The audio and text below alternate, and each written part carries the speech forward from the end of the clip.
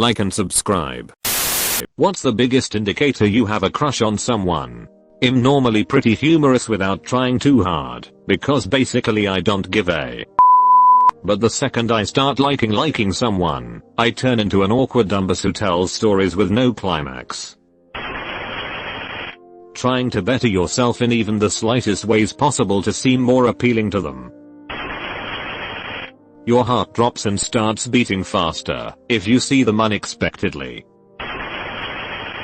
Thinking of them while you read through the answers to this post. Source: BRN. You just can't stop looking at them. I remember being in the same class with my crush and I tried to sit next to him, or look at him, and smile at the idea of us being together. We used to have cute eye contacts and I would always look away, because my heart would literally explode. Semicolon. Turns out he liked the girl sitting next to me. LMAO. The number of honors shows a pain grade. You find excuses to talk to them. You like hearing or reading their name. For me, it's when I start having delightful dreams about them. Not sexual, just the kind of dream where simply being around them is all I could ever want. The kind where you wake up filled with sunshine and rainbows. Then you really wake up, and you realize it was all just a dream and you're doomed to only ever live that life while you're sleeping. When I have a crush on someone, I can't help but notice everything about them. Like, all the small things that I'd never notice, or care to notice, if it was someone else. Suddenly all those songs make sense. Automatically getting a smile when you get a message from them. I even gave this girl I had a thing with a different notification noise. Pretty sure I Pavloved myself, because I still get butterflies when I hear that same tone like 3 years after it did not work out. I used to draw her. I used to lie in bed and make up stories in my head of picking her up at school in my super hot car, getting married, having an amazing life after school with her. The weirdest thing is after school I kept doing this. I just cold no get her out of my mind. Sometimes I would see her at parties and she would make me giddy. 6 years after school I met a very wise person who encouraged me to track my crush down and tell her of my love for her. So with all my courage I did. A year later I married her. That was 30 years ago, and every day I wake up I still pinch myself to see if I am dreaming. I can't make eye contact. It actually looks like I'm trying to avoid the person and they usually think I don't like them. I'm a confusing person apparently. You cannot stop thinking of them. Like how I cannot stop thinking of my crush. Finding any reason possible to talk to them. This thread is really messing with me, because it is making me face the fact that I have not had a crush at all in the past 4 years of college. Having to ask Reddit is a pretty big sign, mate. I subconsciously start touching / fixing my hair. Others do this too. I have seen it, lol. I'll start to feel angry when he talks to other girls. Phenolphthalein. Marry them or something IDK. If my crush asks me a question I'll literally die. I become illiterate in the usual butterflies in stomach and your heart actually skips a beat. So if they are unusually nervous around you, it is easy to tell you'll know when you experience it. When the person becomes the center of your universe and everything revolves around them in your thoughts and feelings. That is actually bad, unless of course you are married, or dating for a while. If you are young, and have a crush, come to realization that you are young, don't give a crush too much importance in your mind, or it will just mess with you. My best friend got rejected by a girl in high school he said he loved, and he probably did not actually just thought he did, or thought he should, and it sent him into a spiraling depression. Every time you see them, you start smiling like a fool. I seem like a blithering dork and more eye contact. Usually I give little to no eye contact. If you're really uncomfortable with eye contact, It often means that you have a crush on them.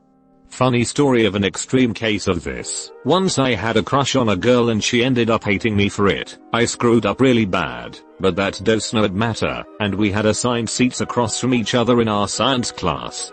I was literally terrified to look up all semester. I think the biggest indicator is that you get their name in one of those Facebook quizzes. When you look forward to coming to work, because you know they'll be there, and you interact with them every day. For me this is a problem, because Sheila's my employee and Sheila's married.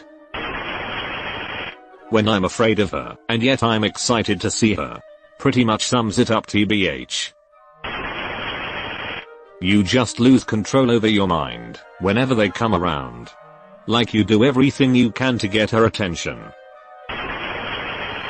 Act extremely platonic, and avoid talking directly, because I'm too nervous.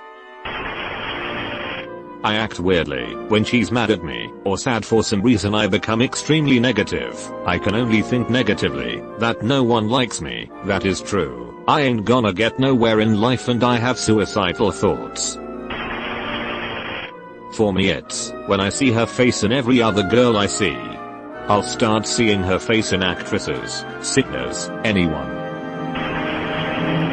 I have a bit of trouble falling asleep sometimes, but when I imagine scenarios in which I include my crush, or imagine them being right there next to me helps me sleep.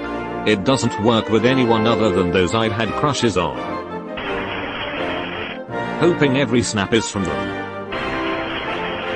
When they look in your direction and your heart starts beating really fast, you start sweating and smiling. You start liking new things that you haven't previously showed interest in, because they like it. When they softly whisper please get off me with their last breath, is a big indicator of crushing. You know that feeling, when you're leaning back in a chair and you nearly fall, but at the very last second you catch yourself. When you feel like that all the time, you're either Stephen Wright, or you're in love. Man, I wish that I knew.